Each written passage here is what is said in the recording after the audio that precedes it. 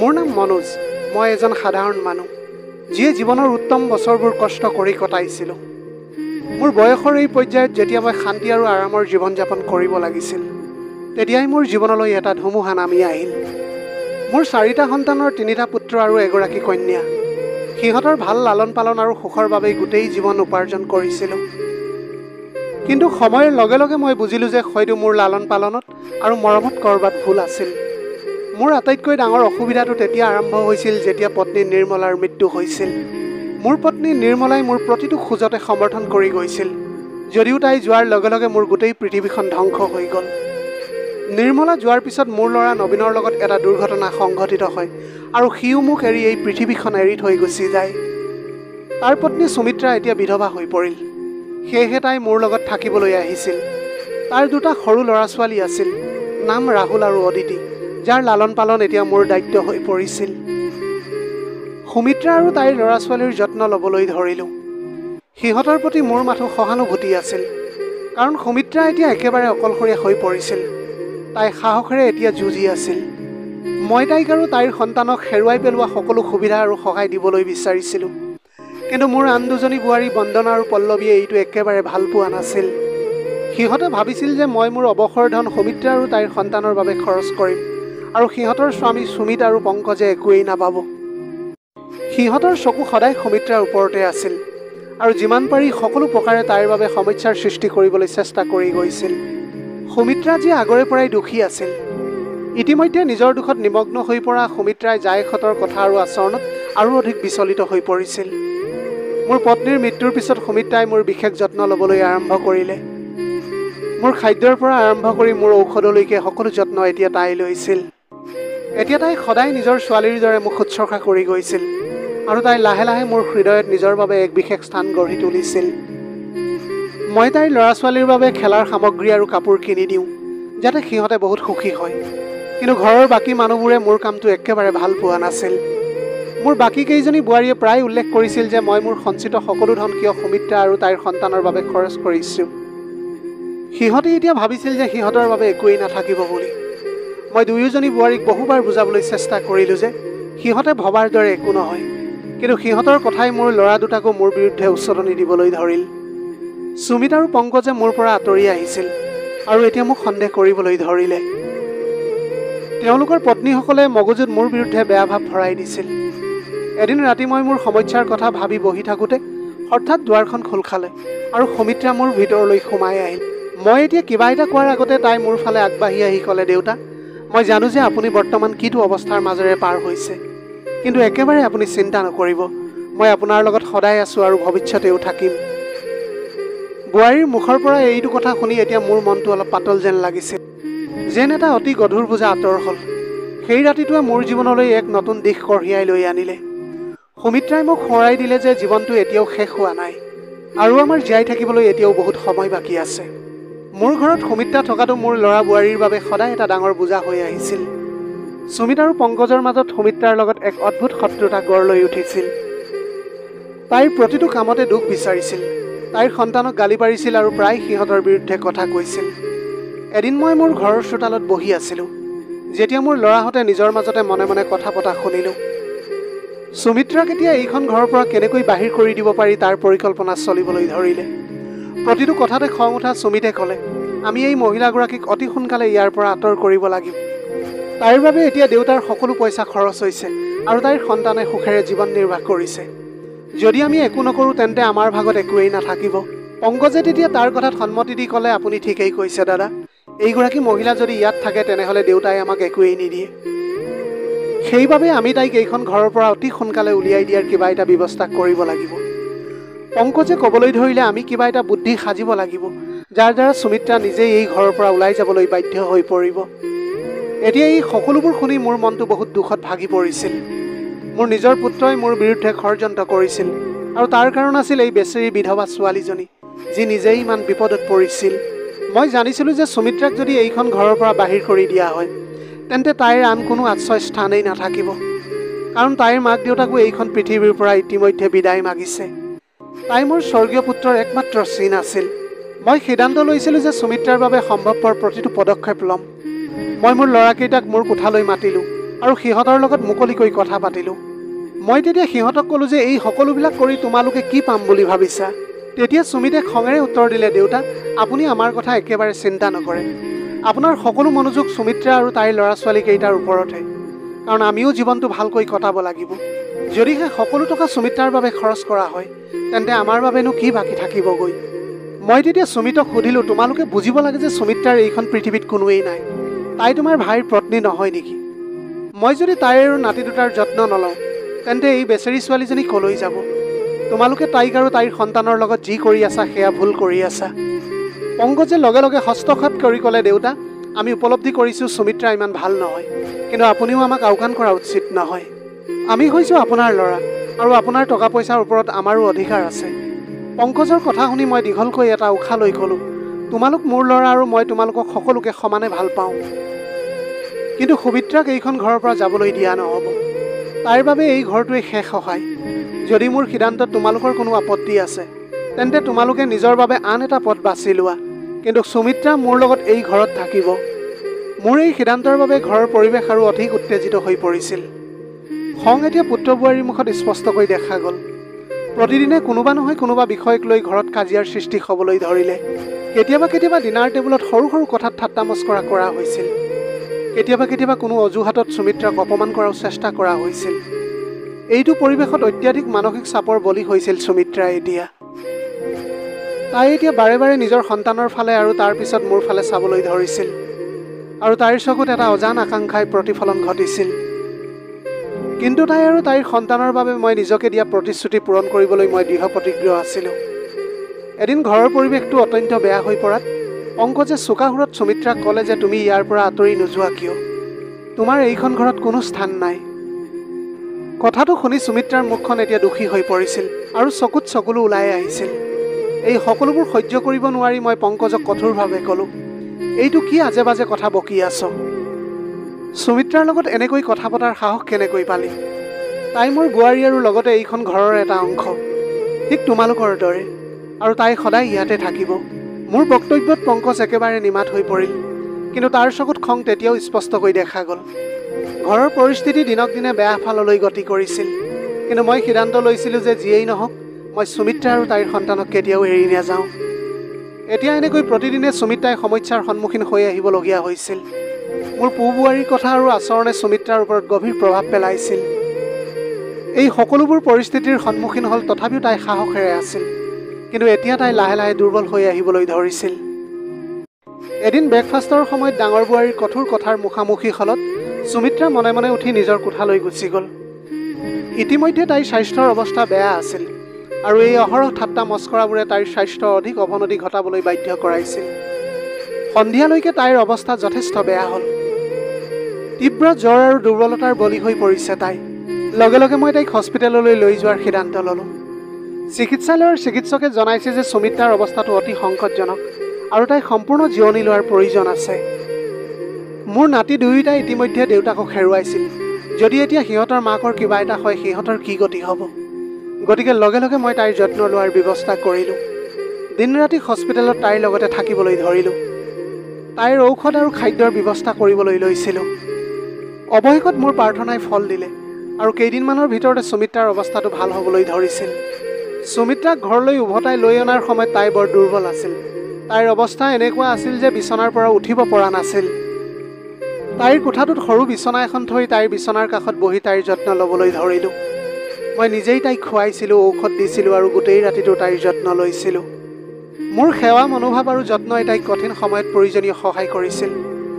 কেইদিনমানৰ ভিতৰতে তাইৰ মুখত সেই পুৰণি উজ্জ্বলতা ঘূৰি আহিবলৈ ধৰিলে, কিন্তু পৰিয়ালৰ বাকীসকলে এই সকলোবোৰ সহ্য কৰিবলৈ নোৱাৰিলে।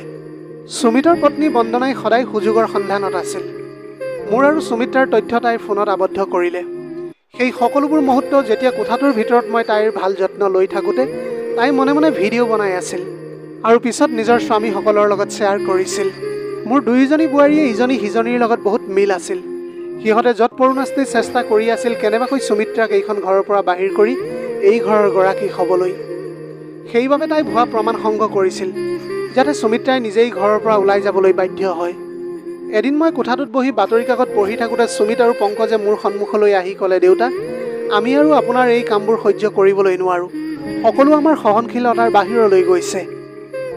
আপুনি এতিয়া আপোনাৰ সন্মানৰ কথা একেবাৰে চিন্তা নকৰা হ'ল, কিন্তু এতিয়া আমাৰ সন্মানৰ কথাটোও আপুনি গুৰুত্ব দিব লাগে। যদিহে আপোনাৰ এইবিলাক কাৰ্য স্থানীয় আন মানুহৰ সন্মুখলৈ আহে, তেন্তে আমাৰ আৰু মুখ উলিয়াবলৈ টান হৈ পৰিব। গতিকে সময় থাকোঁতেই সুমিত্ৰাক এইখন ঘৰৰ পৰা বাহিৰ কৰি দিলে ভাল হ'ব। সুমিত্ৰাৰ এতিয়াও বেছি বয়স হোৱা নাই। তাইক বিয়া কৰাবলৈ কোনোবা হয়তো সাজু হ'ব, আৰু ল'ৰা ছোৱালী দুটাৰ ক্ষেত্ৰত যিমান দূৰলৈকে তেওঁলোকৰ দায়িত্ব আপুনি নিশ্চিতভাৱে ল'ব পাৰে, ইয়াৰ বাবে আমাৰ কোনো আপত্তি নাই। কাৰণটো হ'ল তেওঁলোক আপোনাৰ ল'ৰাৰ সন্তান, কিন্তু আমি এইখন ঘৰত সুমিত্ৰাক আৰু একেবাৰে সহ্য কৰিবলৈ নোৱাৰোঁ। মই তেতিয়া সিহঁতক ক'লোঁ যে তোমালোকে কি ক'বলৈ বিচাৰিছা, যিয়েই নোকোৱা কিয় মোক স্পষ্টকৈ কোৱা। কাৰণ এইটো সময়ত তেওঁলোকে কি ক'বলৈ বিচাৰিছিল মই একো বুজিব পৰা নাছিলোঁ। ইয়াৰ পিছত পংকজে মোবাইলটো উলিয়াই মোক সেই ভিডিঅ'বিলাক দেখুৱাইছিল, যিবোৰ মই সুমিত্ৰাক ঔষধ দি মূৰটো টিপি থাকোঁতে গোপনে তোলা হৈছিল। কাৰণ সেই সময়ত তাইক মোৰ বৰ প্ৰয়োজন আছিল। অৱশ্যে যি হ'ব লাগিছিল সেয়া হৈ গ'ল, কিন্তু সেইটো সময়ত সিহঁতৰ ঘৈণীয়েকহেঁতেহে তাত উপস্থিত থাকিবলৈ লাগিছিল। কিন্তু তাৰ পৰিৱৰ্তে সিহঁতে আমাৰ ভিডিঅ' কৰি ইমান এটা ডাঙৰ ইছ্যু সৃষ্টি কৰিছিল। সিহঁতৰ কথা শুনি মই এতিয়া থতমত খালোঁ। মোৰ কষ্ট আৰু উপাৰ্জনেৰে ডাঙৰ দীঘল কৰা মোৰ নিজৰ ল'ৰাবোৰে আজি মোৰ বিৰুদ্ধে থিয় হৈ দিছে। তেতিয়াই মোৰ বহুত খং উঠিবলৈ ধৰিছিল। তোমালোকৰ লাজ নাই নেকি? মই তেতিয়া খঙেৰে চিঞৰি ক'লোঁ। মই দিয়া মৰম শিক্ষা আৰু সংস্কাৰৰ বাবদ তোমালোকে মোক এই বুঢ়া বয়সত এই বদনাম দিছা। তোমালোকে এতিয়া মোৰ আৰু সুমিত্ৰাৰ মাজত কিবা ভুল হৈছে বুলি অভিযোগ কৰিবলৈ বিচাৰিছা নেকি? সুমিতে ঠাট্টা কৰি ক'লে, দেউতা, আমি সঁচা কথাটোহে দেখুৱাইছোঁ। মই এতিয়া সিদ্ধান্ত লৈছিলোঁ যে মই সিহঁতৰ সন্মুখত কেতিয়াও হাৰ নামানো। মই তেতিয়া সিহঁতক ক'লোঁ যে য'তেই মন যায় এই ভিডিঅ'টো তোমালোকে দেখুৱাবলৈ পাৰা। মই মোৰ সন্মান আৰু সত্যৰ বাবে সদায় থিয় দি যাম। সুমিত্ৰা এই ঘৰৰ এটা অংশ, আৰু মই তাইক কেতিয়াও এই ঘৰখন এৰি যাবলৈ নিদিওঁ। মোৰ কঠোৰ উত্তৰত সুমিত আৰু পংকজৰ মুখখন এতিয়া ক'লা পৰি গৈছিল। সিহঁতেও বুজি পাইছিল যে মই সিহঁতৰ হেঁচাত কেতিয়াও হাৰ নামানো। কিন্তু মই জানিছিলোঁ যে বিষয়টো ইয়াতেই শেষ নহ'ব। মই এতিয়া ভাবিছিলোঁ যে আৰু অধিক অসুবিধাৰ সন্মুখীন হ'ব লাগিব। আনকি এতিয়া ভাল হৈ অহা সুমিত্ৰাও মোৰ ল'ৰাকেইটাই কি পৰিকল্পনা কৰিছিল তাৰ কোনো ধাৰণাই নাছিল। ঘৰৰ পৰিৱেশটো এতিয়া অধিক উত্তেজনাপূৰ্ণ হৈ পৰিছিল। কিন্তু মই দৃঢ় প্ৰতিজ্ঞ আছিলোঁ যে যিকোনো মূল্যৰ বিনিময়ত সুমিত্ৰাক এইখন ঘৰতে থাকিবলৈ দিয়া হ'ব। উত্তেজনা আৰু মানসিক চাপ থাকিলেও সুমিত্ৰাৰ লগত যি হৈ আছিল, সেয়া মোৰ বাবে আটাইতকৈ বেদনাদায়ক আছিল। তাইৰ একমাত্ৰ সহায়ক স্বামী এতিয়া নোহোৱা হৈ গৈছিল। এই দুৰ্ঘটনাই সুমিত্ৰাৰ জীৱনটোকে নষ্ট কৰি পেলালে। এতিয়া তাই অকলশৰীয়া আৰু ল'ৰা ছোৱালীৰ সৈতে তাইৰ যত্ন ল'বলৈ কোনো নথকা হ'ল ঘৰখনত। দুৰ্ঘটনাটো হোৱাৰ পিছত সুমিত্ৰাৰ জাহঁতে তাইৰ লগত অতি বেয়া ব্যৱহাৰ কৰিবলৈ ধৰিছিল। সিহঁতে সদায় প্ৰকাশ কৰিছিল যে তাই এইখন ঘৰৰ ওপৰত বোজা, আৰু তাই গুচি গ'লে সকলোৰে বাবে ভাল হ'ব। কিন্তু সুমিত্ৰাই বুজিব পাৰিছিল যে তাইৰ লগত কিয় এনে ব্যৱহাৰ কৰা হৈছে। এদিন ঘৰলৈ উভতি আহোঁতে সুমিত্ৰাৰ কোঠাৰ পৰা কান্দোনৰ শব্দ শুনিলোঁ। ভিতৰলৈ সোমাই যাওঁতে দেখিলোঁ যে হাতত স্বামীৰ ফটো এখন লৈ তাইৰ চকুলো তিতি আছিল। তেতিয়া মই তাইক সুধিলোঁ, কি হ'ল বোৱাৰী, তুমি কিয় কান্দি আছা?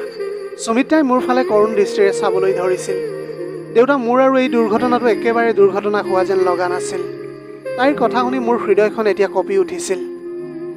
মই তেতিয়া সুধিলোঁ, তুমি এনেবিলাক কথা কিয় কৈছা? তাৰপিছত তাই ক'লে, নাজানো কিয় জানো মোৰ মনত এক অদ্ভুত চিন্তাৰ সৃষ্টি হৈছে যে সকলো কথাৰ নিশ্চিতভাৱে কিবা নহয় কিবা এটা ষড়যন্ত্ৰ আছিল। নবীনে মোক সদায় কৈছিল যে তেওঁ হেনো মোক বহুত ভাল পায়, কিন্তু শেষৰ দিনবোৰত তেওঁক বহুত চিন্তিত যেন লগা হৈছিল। মোৰ অনুভৱ হৈছিল যেন তেওঁ কাৰোবাৰ হেঁচাত পৰিছিল। মই সুমিত্ৰাক সান্তনা দি ক'লোঁ, বোৱাৰী, এই সকলোবোৰ তোমাৰ ভ্ৰম হয়। নবীনৰ মৃত্যু এটা দুৰ্ঘটনা আছিল, আৰু ইয়াত কোনো ষড়যন্ত্ৰ থাকিবলৈ নোৱাৰে। সময়বিলাক এনেকৈ পাৰ হৈ গ'ল, কিন্তু সুমিত্ৰাৰ প্ৰতি মোৰ আন বোৱাৰীহঁতৰ আচৰণ আৰু বেয়া হৈ পৰিছিল।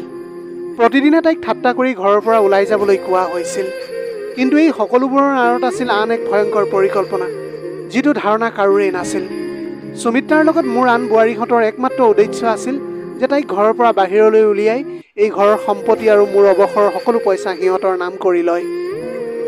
সিহঁতে জানিছিল যে সুমিত্ৰা ইয়াতে থাকিলে সিহঁতৰ পৰিকল্পনাত বাধা আহিব। সেয়েহে সিহঁতে স্বামীৰ সৈতে এক ষড়যন্ত্ৰ ৰচনা কৰে। সুমিত্ৰাৰ স্বামীৰ এই দুৰ্ঘটনাটো কোনো সৰু দুৰ্ঘটনা নাছিল। এটা সম্পূৰ্ণ সুপৰিকল্পিত ষড়যন্ত্ৰ আছিল, যাৰ বাবে সুমিত্ৰা এইখন ঘৰ এৰি যায়। কিন্তু সুমিত্ৰাৰ নিৰ্দোষিতা আৰু সৰলতাই এতিয়াও এই গভীৰ ষড়যন্ত্ৰৰ উপলব্ধি কৰিবলৈ পৰা নাছিল। এদিন ৰাতি সকলোৱে শুই থাকোঁতে পল্লৱী আৰু পংকজে নিজৰ মাজতে কথা পাতি আছিল। পল্লৱীয়ে পংকজক ক'লে যে আমাৰ প্ৰথমটো ষড়যন্ত্ৰ সফল হৈছে, যদিও এতিয়া আমি অতি সাৱধানে কাম কৰিব লাগিব। সুমিত্ৰাৰ যদি সামান্যতম সন্দেহ হয় তেন্তে তাই হয়তো আমাৰ বিৰুদ্ধে ঘূৰি আহিবলৈ পাৰে। আমি তাইক কেনেবাকৈ হ'লেও ঘৰৰ পৰা উলিয়াই দিব লাগিব আৰু তাৰপিছত দেউতাৰ সকলো সম্পত্তি আৰু অৱসৰৰ ধন আমাৰ হ'ব। পংকজে মাত দি ক'লে হয়, কিন্তু আমি এই সকলোবোৰ অতি সাৱধানে কৰিব লাগিব। কিন্তু এতিয়া এই সকলোবোৰ সুমিত্ৰাৰ বাবে অসহ্যকৰ হৈ পৰিছিল। এদিন ঘৰলৈ আহোঁতে মোৰ সন্মুখত সুমিত্ৰা আছিল। তাইৰ দুচকুত এক অদ্ভুত ভাগৰুৱা ভাৱ। তাই ক'লে, দেউতা, মই এতিয়া এইখন ঘৰত আৰু থাকিব নোৱাৰোঁ। প্ৰতিদিনে মোক ঠাট্টা মস্কৰা কৰা হয়। মই এতিয়া সিদ্ধান্ত লৈছোঁ যে মই নিজাববীয়াকৈ কিবা এটা কাম বিচাৰি নিজৰ ল'ৰা ছোৱালীকেইটাক খুৱাম, কাৰো দয়া নোহোৱাকৈ। গতিকে এতিয়া অনুগ্ৰহ কৰি আমাক এইখন ঘৰৰ পৰা যাবলৈ দিয়ক। তাইৰ এই কথা শুনি এতিয়া মোৰ হৃদয়খন ফাটি যোৱা যেন অনুভৱ হৈছিল। মোৰ নিজৰ ছোৱালীৰ দৰে বোৱাৰীয়ে এই ঘৰ এৰি যাবলৈ দিয়াটো মোৰ বাবে বৰ কঠিন হৈ পৰিছিল। মই ক'লোঁ, বোৱাৰী, তুমি ক'লৈকো যোৱাৰ প্ৰয়োজন নাই। এইখন ঘৰ তোমাৰ আৰু তুমি সদায় ইয়াতে থাকিবা আৰু কিবা কাম কৰিব বিচাৰিলে মই তোমাক সহায় কৰিম, কিন্তু এইখন ঘৰ এৰি যোৱাৰ কথা তুমি কেতিয়াও নক'বা। সুমিত্ৰাই এতিয়া মোৰ কথাটো শুনিছিল, লগতে কৈছিল, দেউতা, মই আপোনাক বহুত সন্মান কৰোঁ, কিন্তু মই ইয়াত আৰু থাকিবলৈ নোৱাৰোঁ। মোৰ ল'ৰা ছোৱালী এই পৰিৱেশত সুখী নহয় আৰু মই সিহঁতক কষ্ট দিবলৈ নিবিচাৰোঁ। মই কাম কৰি খাম আৰু মোৰ সন্তানৰ যত্ন ল'ম, কিন্তু ঘৰৰ পৰা এতিয়া মই ওলাই যাওঁ দেউতা। মোৰ চকুত চকুলো ওলাই আহিছিল, কিন্তু মই জানিছিলোঁ যে এই সিদ্ধান্তটো লোৱাটো সুমিত্ৰাৰ বাবে কিমান কঠিন আছিল। মই ক'লোঁ, বোৱাৰী, যদি এইটোৱে তোমাৰ ইচ্ছা হয় তেন্তে মই তোমাক আৰু বাধা নিদিওঁ, কিন্তু এটা কথা সদায় মনত ৰাখিবা, এইখন ঘৰ সদায় তোমাৰ বাবে হৈ থাকিব। যেতিয়াই মন যায় এইখন ঘৰলৈ তুমি ঘূৰি আহিবলৈ পাৰিবা। সুমিত্ৰাই মোক ধন্যবাদ দি এতিয়া নিজৰ ৰুমলৈ বুলি গুচি গৈছিল। পিছদিনাৰ পৰা তাই এতিয়া কাম বিচাৰিবলৈ ধৰিছিল। তাই কাম বিচাৰি আৰম্ভ কৰাৰ সময়ত মই বুজিছিলোঁ যে তাই বাহিৰৰ জগতখনত নতুন ধৰণে জীয়াই থাকিবলৈ চেষ্টা কৰিছে। সন্তানৰ বাবে তাই এতিয়া নিজকে শক্তিশালী কৰি তুলিছিল আৰু উন্নত জীৱন এটা দিবলৈ তাই দৃঢ় প্ৰতিজ্ঞ হৈ পৰিছিল। এদিন যেতিয়া মই বজাৰলৈ যাওঁতে এটা অফিচৰ বাহিৰত সুমিত্ৰাক দেখা পালোঁ। তাইক তেতিয়া বৰ ব্যস্ত যেন লাগিছিল, যদিও মুখত এটা অদ্ভুত হাঁহি বিৰিঙি উঠিছিল। মই তাইক উৎসাহিত কৰিবলৈ তাইৰ ওচৰলৈ গ'লোঁ। তাইও মোক দেখি এতিয়া হাঁহিবলৈ ধৰিছিল। মই সেই মুহূৰ্তত ভাবিলোঁ যে হয়তো বাহিৰৰ জগতখনেই তাইৰ বাবে ভাল হ'ব, হয়তো তাই নিজকে নতুন এটা জীৱন দিবলৈ পাৰিব। কিন্তু এই সকলোবোৰ ইমান সহজ নাছিল। মোৰ আন বোৱাৰীসকলে তেতিয়াও তাইৰ বিৰুদ্ধে ষড়যন্ত্ৰ কৰিয়ে আছিল। সিহঁতে কেতিয়াও সুমিত্ৰাক সুখী দেখিবলৈ বিচৰা নাছিল। প্ৰতিদিনেই এতিয়া ঘৰখনত নতুন নতুন ষড়যন্ত্ৰ চলিয়েই থাকিল। এই কথা মই মোৰ ল'ৰাকেইটাক বাৰে বাৰে বুজাই দিছিলোঁ, কিন্তু তাৰ কোনো প্ৰভাৱ সিহঁতৰ ওপৰত নপৰিল।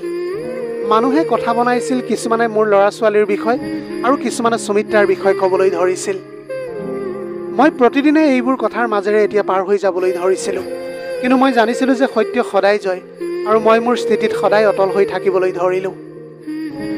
এতিয়া মোৰ জীৱনৰ লগতে সুমিত্ৰাৰ জীৱনটো এটা কাহিনী হৈ পৰিছিল, যিটো প্ৰতিদিনে অধিক জটিল হ'বলৈ ধৰিছিল। সুমিত্ৰাই যেতিয়া চাকৰি আৰম্ভ কৰিছিল তেতিয়া তাই বুজি পাইছিল যে ঘৰৰ বাহিৰৰ পৃথিৱীখনো কিন্তু ইমান সহজ নহয়। কিন্তু এদিন এনেকুৱা এটা হ'ল যে সুমিত্ৰাৰ বাহিৰৰ পৰিৱেশৰ পৰা এটা বাস্তৱতাৰ কথা জানিব পাৰিলে, যিয়ে তাইৰ জীৱনটোকে জোকাৰি গৈছিল।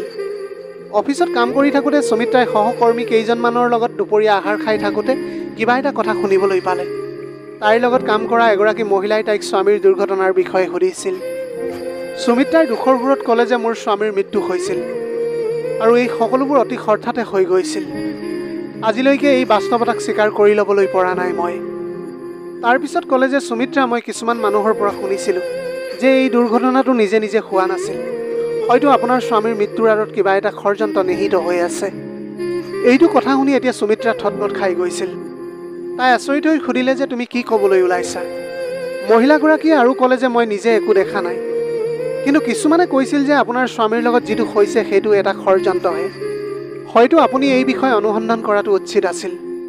যেন নিমিষতে সুমিত্ৰাৰ জীৱনটো কাঢ়ি লৈ গ'ল। তাই সত্যটো জানিবলৈ বিচাৰিছিল যদিও তাৰ বাবে কি কৰিব তাই বুজিব পৰা নাছিল। সুমিত্ৰাই উপলব্ধি কৰিলে যে হয়তো স্বামীৰ মৃত্যুৰ আঁৰত কিবা এটা গোপন কথা লুকাই আছে, যিটো এতিয়ালৈকে জানিব পৰা হোৱা নাই। কথাটো শুনাৰ পিছত তাইৰ অন্তৰত ছুৰীৰে আঘাত কৰাৰ দৰে লাগিবলৈ ধৰিলে। তাই যিমানেই অসুবিধাৰ সন্মুখীন নহওক কিয় সত্যক উলিয়াই আনিব বুলি নিজকে শক্তিশালী কৰাৰ পৰিকল্পনা কৰিলে। সুমিত্ৰাই এতিয়া এইটো কথা মোৰ পৰা লুকুৱাই ৰখা নাছিল। তাই আহি মোক ক'লে যে দেউতা, মোৰ সন্দেহ যে মোৰ স্বামীৰ মৃত্যু কোনো দুৰ্ঘটনা নহয়। মই ভাবোঁ যে ই এটা ষড়যন্ত্ৰ আছিল। মই এতিয়া সুমিত্ৰাৰ কথাটো শুনিছিলোঁ, কিন্তু মই জানিছিলোঁ যে এইটো কিমান এটা কষ্টদায়ক হ'ব পাৰে। মই সুমিত্ৰাক ক'লোঁ, যদি তোমাৰ এনে লাগে তেন্তে আমি সত্য জানিবলৈ সকলো প্ৰচেষ্টা চলোৱা উচিত। কিন্তু এটা কথা মনত ৰাখিবা, এই পথত খোজ কঢ়াটো বৰ কঠিন হ'ব পাৰে। মোৰ কথা শুনি সুমিত্ৰাই সাহস কৰিলে আৰু তাৰপিছত ক'লে, মই সাজু আছোঁ দেউতা। মই মোৰ স্বামীৰ বাবে ন্যায় বিচাৰোঁ আৰু তেওঁৰ বাবে যিকোনো কাম কৰিবলৈ মই পাৰিম। ইয়াৰ পিছতে সুমিত্ৰাই লাহে লাহে সত্য কথাটো জানিবলৈ আৰম্ভ কৰিছিল। দুৰ্ঘটনাটোৰ পিছত কিবা শুনা মানুহবোৰক তাই লগ পাবলৈ বিচাৰিলে। অৱশেষত সুমিত্ৰাই কিছুমান প্ৰমাণ পাইছিল, যিয়ে তাইৰ মনত বিশ্বাসৰ সৃষ্টি কৰিছিল যে তাইৰ স্বামীৰ মৃত্যু ষড়যন্ত্ৰৰ এটা ফল। এইটো কথা তাই এতিয়া মোৰ আগত বক্তব্য ৰাখিছিল আৰু আমি দুয়োটাই মিলি ষড়যন্ত্ৰটো উদঙাই দিয়াৰ সিদ্ধান্ত ল'লোঁ। এতিয়া আমি ভাবিছিলোঁ যে আমি কিবা এটা সুফল পাম। এইটো কথা ভাবি মনটো অলপ ভাল লাগিবলৈ ধৰিছিল। সেইবাবেই মই মোৰ ল'ৰা বোৱাৰীহঁতৰ পৰা একো লুকুৱাই ৰখাটো ঠিক নহ'ব বুলি ভাবিলোঁ। মই এতিয়া ভাবিছিলোঁ যে মোৰ আৰু সুমিত্ৰাৰ দৰে পৰিয়ালৰ বাকী সকলো সুখী হ'ব, কিন্তু মোৰ চিন্তাধাৰা ভুল বুলি প্ৰমাণিত হ'ল। নবীনৰ হত্যাকাৰী অতি সোনকালে আমাৰ সন্মুখত আহিব বুলি পৰিয়ালৰ সকলো সদস্যক কওঁতে মোৰ দুয়োজনী বোৱাৰীৰ মুখৰ ৰং সলনি হৈ গ'ল। দুয়োজনীয়ে হাতৰ তলুৱা ঘঁহিবলৈ ধৰিলে আৰু ইজনীয়ে সিজনীক এতিয়া চাবলৈ ধৰিছিল। তেতিয়া সিহঁতি ক'লে যে দেউতা, ইমান দিন হৈ গ'ল, এইবিলাক কামত আৰু মূৰ ঘমুৱাই কোনো লাভ নাই। এইবিলাক কামৰ পিছত মিছা সময় নষ্ট কৰি আৰু লাভ নাই। নবীনৰ আয়ুস সিমানেই লিখা আছিল। আপুনি এইবোৰ কথাৰ পৰা এতিয়া আঁতৰি থাকক। এতিয়া দুৰ্ঘটনাটো হোৱা বহু বছৰ পাৰ হৈ গ'ল। এতিয়া আপোনাৰ হাতত যি প্ৰমাণ আছে তাক লৈ একো কৰিবলৈ নোৱাৰিব। সেইবাবে আমি নিবিচাৰোঁ যে এইটো বয়সত আপুনি দৌৰা দৌৰি কৰি নিজৰ স্বাস্থ্যটো বেয়া কৰি পেলোৱাটো। ভগৱানে আমাৰ ভাইক স্বৰ্গত ভালেই ৰাখক। এই বিষয়টো আপুনি ইয়াতেই শেষ কৰক। পংকজে এই কথা কওঁতে মই সুমিত্ৰাৰ ফালে চাবলৈ ধৰিছিলোঁ। সুমিত্ৰা এতিয়া ইমানখিনি পৰ্যায়লৈ আহিবলৈ কিমান কষ্টৰ সন্মুখীন হ'বলগীয়া হৈছিল সেয়া কেৱল মইহে জানিছিলোঁ। কাৰণ সুমিত্ৰাৰ জীৱনত তাইৰ সকলো সুখ আৰু আনন্দৰ একমাত্ৰ সংগী ময়ে আছিলোঁ। কেৱল মইহে তাইক বুজিবলৈ পাৰিছিলোঁ। পৰিয়ালৰ বাকী সদস্যসকল মাত্ৰ তাইৰ আৰু তাইৰ সন্তানৰ পৰা নিজৰ জীৱন ৰক্ষা কৰিবলৈ বিচাৰিছিল। সুমিত্ৰা আৰু মই প্ৰমাণৰ সন্ধান অব্যাহত ৰাখিছিলোঁ। যেতিয়া কেইদিনমান পাৰ হৈ গ'ল, সুমিত্ৰা আৰু মই কোঠাটোত গোচৰটোৰ বিষয়ে আলোচনা কৰি আছিলোঁ। তেতিয়া কোঠাটোৰ দুৱাৰখনত টোকৰ মাৰিছিল। মই গৈ দুৱাৰখন খুলি দিওঁতে দুৱাৰৰ বাহিৰত মোৰ বোৱাৰী আৰু মোৰ ল'ৰা দুটা থিয় হৈ আছিল। সিহঁতি তেতিয়া সুধিলে যে দেউতা, আপুনি দুৱাৰখন কিয় বন্ধ কৰি লৈছে? তাৰ এই প্ৰশ্নটোৱে মোক আচৰিত কৰি তুলিলে যে মোৰ ল'ৰাটোৱে মোক আকৌ এবাৰ সন্দেহ চকুৰে চাবলৈ ধৰিছে। মই তেতিয়া উত্তৰ দিলোঁ যে তোমালোকে মোক এই প্ৰশ্ন কৰাটো উচিত নহয়। মোৰ ল'ৰাই মোক ক'লে, দেউতা, আমাৰ ঘৰত আপোনাৰ এই সকলোবোৰৰ কাম আমি আৰু সহ্য কৰিবলৈ নোৱাৰোঁ। মই এতিয়া দুয়োটাৰ ল'ৰাৰ ওপৰত খং কৰিছিলোঁ। তেতিয়া দুয়োজন ল'ৰাই কৈছিল যে আপোনালোক দুয়োৱে যদি ইজনে সিজনৰ লগত কথা পাতিবলৈ বিচাৰিছিল, তেনেহ'লে কোঠাটোৰ দুৱাৰখন বন্ধ কৰি ৰখাৰ কি প্ৰয়োজন আছিল? সিহঁতৰ পৰা এনেধৰণৰ প্ৰশ্নই সুমিত্ৰাৰ সাহস ভাঙি পেলাইছিল। নবীনৰ মৃত্যুৰ প্ৰমাণ সংগ্ৰহ কৰি আছোঁ বুলি মই সিহঁতক এতিয়া ক'বলৈ পৰা নাছিলোঁ। যদিহে মই সিহঁতক কওঁ, তেনেহ'লে সিহঁতে মোক এই কামটো কৰাত বাধাৰ সৃষ্টি কৰিবলৈ পাৰে, যাৰ ফলস্বৰূপে সুমিত্ৰা ভাঙি পৰিব, আৰু যিটো মই একেবাৰে বিচৰা নাছিলোঁ। মোৰ বাকী কেইজনী বোৱাৰীয়ে সুমিত্ৰাৰ হাতত ধৰি টানি টানি কোঠাটোৰ পৰা উলিয়াই আনি সিহঁতৰ গিৰিয়েকহঁতক ক'লে যে এতিয়া আমি তাইক আৰু এইখন ঘৰত এক মুহূৰ্তৰ বাবেও সহ্য কৰিবলৈ নোৱাৰোঁ। তাই এজনী বেয়া চৰিত্ৰৰ মহিলা। তাই এতিয়া এইখন ঘৰৰ পৰা ওলাই যাবই লাগিব। এতিয়া সুমিত্ৰাৰ চকুৰ পৰা সৰি পৰা প্ৰতিটো চকুলোৱে এই কথাৰ সাক্ষ্য দিছিল যে সুমিত্ৰাৰ চৰিত্ৰটো একেবাৰে বেয়া নহয়। মোৰ ল'ৰা ছোৱালীবিলাকৰ এনেকুৱা লেতেৰা চিন্তাক লৈ মই এতিয়া চিন্তিত হৈ পৰিছিলোঁ। মই তেতিয়া তাইক ক'লোঁ যে আজিৰ পৰা আৰু সুমিত্ৰাই এইখন ঘৰত নাথাকে। তেতিয়া সুমিত্ৰাই মোৰ ফালেও আচৰিতভাৱে চাবলৈ ধৰিছিল। তেতিয়া মই ক'লোঁ, সুমিত্ৰাৰ লগতে ময়ো এইখন ঘৰৰ পৰা আজি ওলাই যাম। এতিয়া সুমিত্ৰাৰ মূৰত হাত ফুৰাই তাৰপিছত তাইৰ ল'ৰা ছোৱালীকেইটাক হাতত ধৰি আমি ঘৰৰ পৰা ওলাই আহিলোঁ। মই এতিয়া বুজিছিলোঁ যে মোৰ ল'ৰা ছোৱালীবিলাকে মোৰে উপাৰ্জন খায়। সেইবাবে মোৰ অবিহনে সিহঁতে থাকিব নোৱাৰিব আৰু নিজেই মোৰ ওচৰলৈ আহি ক্ষমা খুজিব। সুমিত্ৰাই মোক ক'লে, দেউতা, আপুনি ঘৰৰ পৰা ওলাই যাব নালাগে। মোৰ বাবেই আপোনাৰ বিৰুদ্ধে এনে নিকৃষ্ট অভিযোগ উত্থাপন হোৱাত মোৰ বৰ দুখ লাগিছে। আপোনাৰ জীৱনটো মই বৰ কঠিন কৰি দিছোঁ। আপুনি মোক যাবলৈ দি নিজে ঘৰখনতে থাকিবলৈ চেষ্টা কৰক। কিন্তু মই মোৰ কৰ্তব্যৰ পৰা পিছুৱাই নোযোৱাৰ চিন্তা কৰিলোঁ। সুমিত্ৰা এতিয়া মোৰ কৰ্তব্য হৈ পৰিছিল, কাৰণ মোৰ ল'ৰাটো আৰু এইখন পৃথিৱীত নাছিল। সেয়েহে তাই আৰু তাইৰ সন্তানৰ দায়িত্ব এতিয়া মোৰ কান্ধতে পৰিছিল। মই গোটেই জীৱন প্ৰতিটো দায়িত্ব পালন কৰি আহিছিলোঁ। গতিকে এইখিনি দায়িত্বৰ পৰা মই কেনেকৈ পিছুৱাই আহিম, যিহেতু এতিয়া মই সুমিত্ৰাৰ একমাত্ৰ সমৰ্থন। ভাড়াঘৰ এটা লৈছিলোঁ আমি, য'ত মই সুমিত্ৰা আৰু তাইৰ সন্তানৰ লগত থাকিবলৈ আৰম্ভ কৰিলোঁ। মাত্ৰ কেইদিনমান এনেকৈ পাৰ হৈ গ'ল। যেতিয়া সুমিত আৰু পংকজ দুয়োজনে মোৰ ওচৰত ক্ষমা খুজিবলৈ আহিছিল, সিহঁতে কিহৰ বাবে ক্ষমা খুজিবলৈ আহিছিল মই এতিয়া ভালদৰে বুজি পাইছিলোঁ। সিহঁতে মোৰ টকাক ভাল পাইছিল, মোক নহয়। মই সিহঁতৰ দেউতাক আছিলোঁ সঁচা, কিন্তু সিহঁতে পত্নীৰ নিৰ্দেশত মোৰ বিৰুদ্ধে কৰা লেতেৰা অভিযোগ মই কেতিয়াও পাহৰিব নোৱাৰোঁ। সুমিত্ৰাই মোক বুজাই ক'লে যে দেউতা আপুনি ঘৰলৈ উভতি যাওক, মই এইখন ঘৰত অকলে থাকিবলৈ পাৰিম। কিন্তু সুমিত্ৰাৰ এই কথা মই এতিয়া মানি ল'বলৈ পৰা নাছিলোঁ। মই মোৰ ল'ৰাকেইটাক ঘূৰাই পঠিয়াই দিলোঁ। এদিন ল'ৰা ছোৱালীকেইটাক স্কুলত নমাই মই আৰু সুমিত্ৰা ঘৰৰ সা সামগ্ৰী কিনিবলৈ বজাৰলৈ গৈ থাকোঁতে নবীনৰ অফিচৰ কাম কৰা চকীদাৰজনক দেখা পালোঁ। তেওঁ আমাৰ খা খবৰ ল'বলৈ সুমিত্ৰাৰ ফালে ঘূৰি চাই ক'লে, সুমিত্ৰাৰ বিধৱা অৱস্থাটো দেখি মোৰ বৰ দুখ লাগিছে, তাইৰ লগত এক বৃহৎ অন্যায় হৈছে। তেতিয়া তেওঁ মোক ক'লে যে মনোজ ভাই, আপুনি এটা ডাঙৰ ভুল কৰিলে। নবীনৰ হত্যাকাৰীক শাস্তি দিয়াৰ বাবে আপুনি সামান্যতমো চেষ্টা কৰা নাছিল। এইখন চহৰত কিছুমান কুখ্যাত গুণ্ডা আছে। যদিহে আপুনি তেওঁলোকক থানালৈ লৈ গ'লহেঁতেন তেন্তে তেওঁলোকে লগে লগে অপৰাধ স্বীকাৰ কৰিলেহেঁতেন আৰু আনকি সেই ব্যক্তিজনকো শাস্তি দিবলৈ পাৰিলেহেঁতেন। কিন্তু আপোনালোক সকলোৱে এইটো দুৰ্ঘটনা বুলি মনে মনে থাকিল। এইটো কোনো দুৰ্ঘটনা নহয়। তেওঁৰ কথাটো শুনি মই ক'লোঁ যে সেইটো সময়ত তুমি কিয় মনে মনে বহি আছিলা? এতিয়া যদি অলপমানো প্ৰমাণ পাওঁ এই সকলোবোৰ কোনে কৰিছে, মই তেওঁক কেতিয়াও ক্ষমা নকৰোঁ। সুমিত্ৰা আৰু তাইৰ সন্তানৰ জীৱন ধ্বংস কৰা মোৰ বাৰ্ধক্যৰ সহায়ত মোৰ পৰা কাঢ়ি লোৱা ব্যক্তিজনক মই নিশ্চয় শাস্তি দিম। মই এতিয়া উপলব্ধি কৰিছোঁ যে নবীনৰ মৃত্যু কোনো দুৰ্ঘটনা নহয়, সুপৰিকল্পিত এটা ষড়যন্ত্ৰহে আছিল। মই তেতিয়া চকীদাৰজনক সুধিলোঁ, আপুনি সেইটো সময়ত তাত কি কাম কৰি আছিল? মোক সহায় কৰিব পাৰিব নেকি আপুনি? তেতিয়া তেওঁ ক'লে যে মনোজ ভাই, নবীন চাহাবৰ মৃত্যুৰ পিছত মই সেই চাকৰিটো এৰি দিছোঁ। ইয়াৰ পিছত মোৰ তালৈ যাবলৈ আৰু মন নগ'ল। মোৰ হাতত কোনো সুনিৰ্দিষ্ট প্ৰমাণ নাই, কিন্তু এটা কথা, সেই দিনবোৰৰ অফিচৰ CCTV কেমেৰাৰ কিছুমান ভিডিঅ' আছে যেতিয়া নবীন চাহাবৰ মৃত্যু হৈছিল। ইচ্ছা কৰিলে মই আপোনাক দিবলৈ পাৰোঁ। মই ক'লোঁ, হয় অৱশ্যে, তাৰ মাজত কিছুমান ক্লু পোৱা যাব পাৰে। পিছদিনা চকীদাৰজনে মোৰ ঘৰলৈ আহি মোক পেন ড্ৰাইভ এটা দিলে য'ত সকলো ৰেকৰ্ডিং আছিল। সেই পেন ড্ৰাইভটো সুমিত্ৰাৰ লেপটপত সোমোৱাই দিলোঁ। ভিডিঅ'টো চলি থকাৰ লগে লগে স্ক্ৰীণত নবীনৰ মুখখন দেখা গ'ল। তাক দেখি মই নিজকে ৰখাবলৈ নোৱাৰিলোঁ আৰু চকুৰ পৰা মোৰ চকুলো বৈ আহিবলৈ ধৰিলে। তেতিয়া মই লক্ষ্য কৰিছিলোঁ মোৰ সৰু ল'ৰা সাহসী পুত্ৰই ভিডিঅ'টোত ঘূৰি ফুৰিছিল, মানুহৰ লগত হাঁহি হাঁহি কথাও পাতি আছিল। নবীনে সদায় হাঁহি হাঁহি কথা পাতিছিল, তাৰ মুখত খং বা ক্ষোভ নাছিল। মই কেতিয়াও তেনেকুৱা দেখাই নাছিলোঁ। মোৰ কান্ধত হাত থৈ সুমিত্ৰাই মোক সান্তনা দিলে। তাই ক'লে, দেউতা, এতিয়া আমি নিশ্চয় নবীনৰ হত্যাকাৰীৰ ওচৰ পামগৈ। আমি নিশ্চয় এটা ন্যায় পাম বুলি আশা কৰিছোঁ। মই তেতিয়া সুমিত্ৰাক ক'লোঁ, বোৱাৰী, মই এজন বুঢ়া মানুহ, তোমাৰ সমৰ্থন নহ'লে মই কেতিয়াও এই যুদ্ধত আগবাঢ়ি যাবলৈ নোৱাৰিম। তাৰপিছত আমি এটা ভিডিঅ'ত দেখিলোঁ যে কিছুমান মানুহে নবীনৰ লগত কথা পাতি আছিল। তেওঁলোকে নবীনক ঘৰৰ ওপৰতলালৈ যাবলৈ কৈছিল। নবীনৰ অফিচৰ বিদ্যুৎ তাঁৰবোৰ কিবা এটা বেয়া হৈছিল, যাৰ বাবে নবীনে নিজেই লাইনমেন মাতিছিল আৰু সেইটো ঠিক কৰিবলৈ। নবীনে এতিয়া চিৰিৰে ওপৰলৈ উঠি যাওঁতে কেইজনমান মানুহ আহি নবীনৰ কথা সুধিবলৈ ধৰিলে। তেওঁলোকে ক'লে যে নবীন চাহাবে আমাক বিদ্যুৎ ঠিক কৰিবলৈ ফোন কৰিছিল, কিন্তু নবীন ইতিমধ্যে কিছুমান মানুহৰ লগত ছাদলৈ গৈ আছিল। তেনেহ'লে তেওঁলোক কোন আছিল? সেইটো সময়ত তেওঁলোকেও বিশেষ কিছু গুৰুত্ব নিদি ছাদলৈ বুলি গৈ আছিল। ছাদত উপস্থিত হোৱাৰ লগে লগে কিছু সময়ৰ পাছত সিহঁতে চিঞৰি নামি আহিল। গোটেই অফিচটোতে এতিয়া হুলস্থুলৰ সৃষ্টি হ'ল। জানিব পৰা মতে কাৰেণ্ট লাগি নবীনৰ মৃত্যু হ'ল। সকলোৱে ধৰি লৈছিল যে ই এক দুৰ্ঘটনা। আচৰিত কথাটো হ'ল যে নবীনৰ লগত আগতে টেৰেছলৈ যোৱা সেই মানুহবিলাক কোন আছিল? কোনেও সেই কথাবিলাক জানিবলৈ চেষ্টা নকৰিলে আৰু এই বিষয়টো তাতেই দবাই থোৱা হ'ল।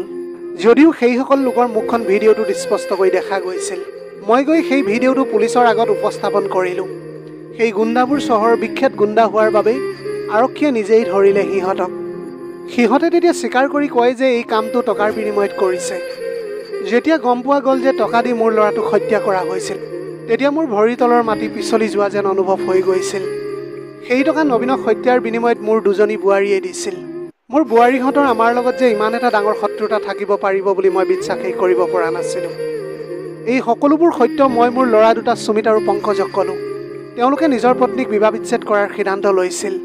মই দুয়োজন ল'ৰাকে ক'লোঁ যে তুমি তোমাৰ পত্নীক বিবাহ বিচ্ছেদ কৰা বা নকৰা এই বিষয়ে মোৰ বাবে কোনো কথা নহয়, কাৰণ তোমালোকৰ লগত মোৰ আৰু কোনো সম্পৰ্ক নাই। এতিয়া মই মোৰ সমগ্ৰ সম্পত্তি, মোৰ ধন আৰু সকলো বস্তু সুমিত্ৰা আৰু তাইৰ সন্তানৰ নামত কৰি দিছোঁ। এই কথা শুনি মোৰ ল'ৰাই মোৰ সিদ্ধান্তত কোনো আপত্তি উত্থাপন কৰা নাছিল। সিহঁতে ক'বলৈ ধৰিলে যে দেউতা, এতিয়ালৈকে আমি আমাৰ পত্নীসকলক অন্ধভাৱে বিশ্বাস কৰি আহিছিলোঁ, আমি কেতিয়াও সপোনতো ভবা নাছিলোঁ যে আমাৰ পত্নী আমাৰ নিজৰ ভাইটিৰ প্ৰাণ কাঢ়ি নিব। এইটো জানি বুজিয়েই হওক বা অজানিতেই হওক, আমি আমাৰ পত্নীক সদায় সমৰ্থন দি আহিছিলোঁ। সেইবাবেই আপোনাৰ সিদ্ধান্ত আমাৰ বাবে একেবাৰে উপযুক্ত। এতিয়া আমি আমাৰ পত্নীসকলক যিকোনো মূল্যৰ বিনিময়ত এই কাৰ্যৰ বাবে শাস্তি দিম আৰু নবীনে ন্যায় পাবই লাগিব। আৰু ক'লে, দেউতা, এতিয়া আমি ধন সম্পত্তিও নিবিচাৰোঁ, মাত্ৰ আমাক এৰি নাযাব আৰু সদায় আমাৰ লগতে থাকক। প্লিজ আমাক ক্ষমা কৰি দিয়ক। লগতে সুমিত্ৰাৰ ওচৰতো ক্ষমা খুজি ক'লে, আমাৰ পত্নীসকলে আমাক সদায় তোমাৰ বিৰুদ্ধে উচতনি দি আহিছিল। ধন সম্পত্তিৰ লোভত আমি একেবাৰে হেৰাই গৈছিলোঁ। আমাৰ মনত দেউতাৰ প্ৰতি ঘৃণাৰ সৃষ্টি হ'বলৈ গৈ আছিল। সেইবাবে আমি দেউতাক অপমান কৰি তেওঁৰ কোনো কথা শুনা নাছিলোঁ। আমাক ক্ষমা কৰি আমাৰ লগত আহি তোমাৰ ঘৰতে থাকা। যেতিয়া মই মোৰ ল'ৰাসকলক অনুতাপৰ জুইত জ্বলি থকা দেখিলোঁ, ময়ো ক্ষমা কৰি দিলোঁ সিহঁতক। মোৰ ল'ৰা দুটাৰ ওপৰত সম্পূৰ্ণ বিশ্বাস আছিল যে সিহঁতে যিমানেই ধন সম্পত্তিৰ লোভী নহওক কিয়, নিজৰ ভায়েকৰ প্ৰাণ কাঢ়ি ল'ব পৰাকৈ ইমান তললৈ যাব নোৱাৰে সিহঁতি। পত্নীসকলৰ উচতনিতহে সিহঁতি তেনেবিলাক কাম কৰিবলৈ আগবাঢ়ি গৈছিল। প্ৰকৃত সত্যটো সিহঁতি জনা নাছিল। সেয়েহে মই মোৰ ল'ৰাকেইটাক ক্ষমা কৰি দিলোঁ। ইয়াৰ পিছত পুলিচে মোৰ দুয়োগৰাকী বোৱাৰীক ধৰি নিয়ে। নবীনৰ হত্যাৰ গোচৰত আদালতে শাস্তি প্ৰদান কৰে তেওঁলোকক। সুমিত্ৰা আৰু মই এতিয়া বহুত সুখী হৈ পৰিছিলোঁ, কাৰণ আমি আমাৰ কাৰ্যত সফলতা লাভ কৰিছিলোঁ আৰু মোৰ প্ৰয়াত পুত্ৰই ন্যায় পাইছিল। এতিয়া সকলো সময়তে সুমিত্ৰাৰ মুখত এটা শান্তিৰ হাঁহি দেখা গৈছিল, যিটো নবীনৰ হত্যাকাৰীক শাস্তি দিয়াৰ পিছতহে আহিছিল। এতিয়া ময়ো সুমিত্ৰা আৰু তাইৰ সন্তানক দেখি বহুত সুখী হৈ পৰিছিলোঁ। প্ৰিয় দৰ্শক, এয়াই আছিল আজিৰ কাহিনীৰ ভাগ। আজিৰ ভিডিঅ'টি কেনেকুৱা লাগিলে জনাব। যদি ভাল লাগিল তেনেহ'লে লগৰ বন্ধু বান্ধৱীসকলৰ মাজত শ্বেয়াৰ কৰিবলৈ নাপাহৰিব। আপোনালোকৰ গোটেই জীৱনটো হাঁহিৰে উপচি পৰক। পাৰিলে দুখীয়াজনক অলপ সহায় কৰিবলৈ চেষ্টা কৰিব। আপোনালোকৰ অকণমান সঁহাৰিয়ে যদি কোনোবা এজন দুখীয়াৰ জীৱনটো সলনি কৰিবলৈ পাৰে, তাতকৈ পুণ্যৰ কাম আৰু এই পৃথিৱীত একোৱেই হ'ব নোৱাৰে। Have a nice day.